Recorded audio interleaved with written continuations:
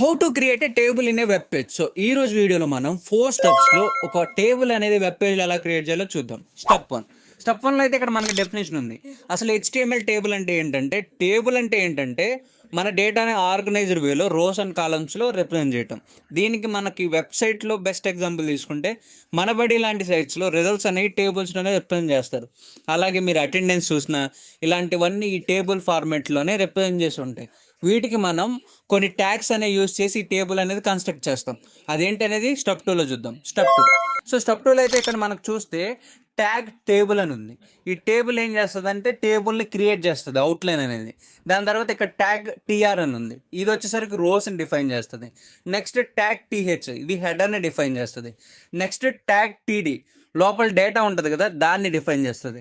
So ఈ 4 tags use చేసుకొని మనం ఒక టేబుల్ అనేది వెబ్సైట్లో కన్స్ట్రక్ట్ చేయగలుగుతాం అనమాట. Next step 3. సో స్టెప్ 3లో అయితే మనకి ఇక్కడ హెడర్ అంటే ఏంటి, కాలమ్ అంటే ఏంటి, వాటికి ఎలా ఉంటుంది అనేది మీకు ఒక సింపుల్ ఇమేజ్లో చూపించాను అనమాట. నెక్స్ట్ స్టెప్ 4లో అయితే మనకు ఒక అవుట్పుట్ రివ్యూ ఉంది. So this is the first part of the video.